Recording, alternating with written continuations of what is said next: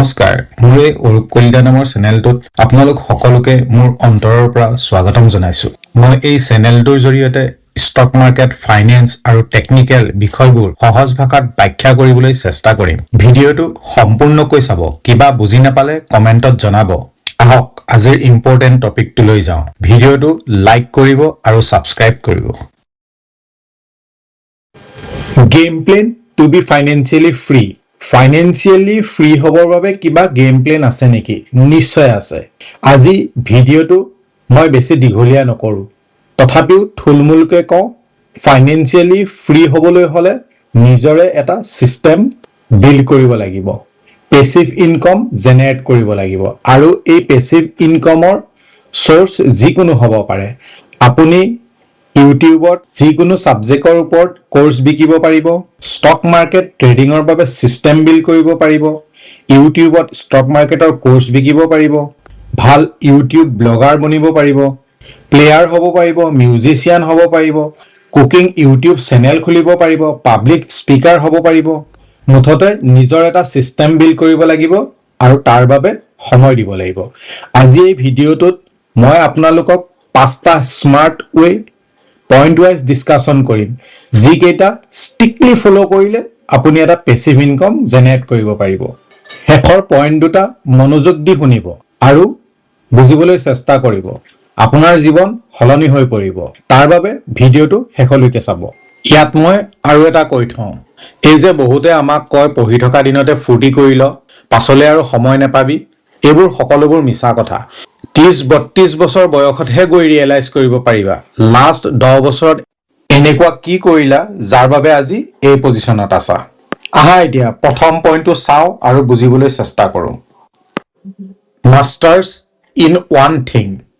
নিজৰ ভাল লগা আৰু ইন্টাৰেষ্ট থকা সাবজেক্টটো বাছি লোৱা আৰু তাৰ ওপৰত মাষ্টাৰ্স কৰা আগতে কৈ অহাৰ দৰে যিকোনো সাবজেক্ট হ'ব পাৰে কেক বনোৱা ভিডিও ইউটিউবত আপলোড কৰি লাখ লাখ টকা ইনকাম কৰি থকা আমি সকলোৱে দেখা পাইছো গতিকে নিজৰ সাবজেক্টটো বাছি লোৱা আৰু তাৰ ওপৰত মাষ্টাৰ্স কৰা আজিকালি সকলো সম্ভৱ হাতত এটা স্মাৰ্ট মোবাইল থাকিলেই হ'ল আৰু তাত ইন্টাৰনেট কানেকশন থাকিলেই হ'ল আগৰ দৰে কিতাপ বিচাৰি হাবাথুৰি খাই ঘূৰি ফুৰিব নালাগে মুঠতে নিজৰ সাবজেক্টটোৰ ওপৰত সম্পূৰ্ণ নলেজ ল'বলৈ চেষ্টা কৰা আৰু কামত আজিৰ পৰাই লাগি যোৱা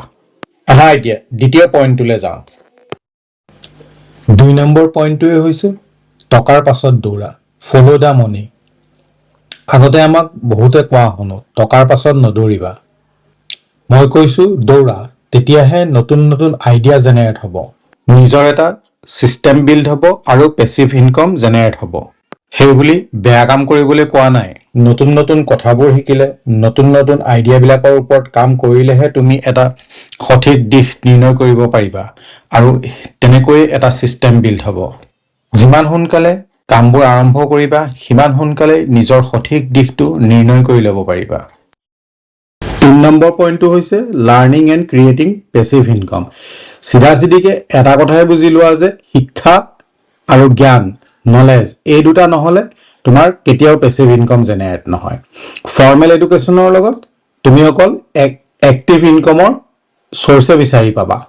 যাৰ জৰিয়তে তোমাৰ ষ্টক কেতিয়াও পুৰা নহয় পেসিভ ইনকাম জেনাৰেট কৰিবলৈ হলে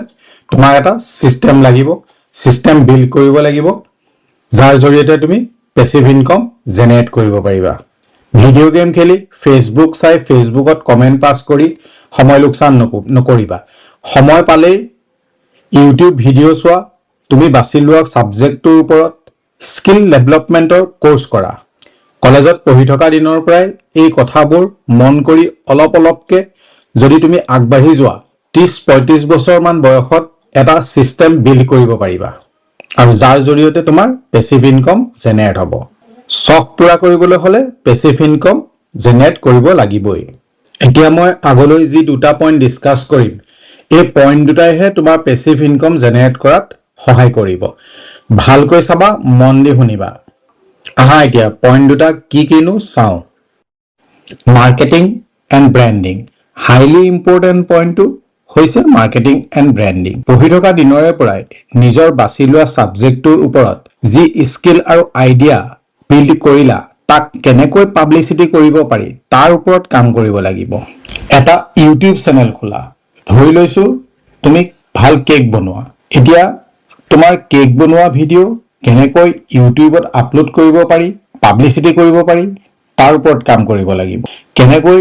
10জন মানুহৰ পৰা 100জন, 100জনৰ পৰা 10,000, 10,000ৰ পৰা 1,00,000জন মানুহে জানিব তাৰ ওপৰত কাম কৰিব লাগিব। মুঠতে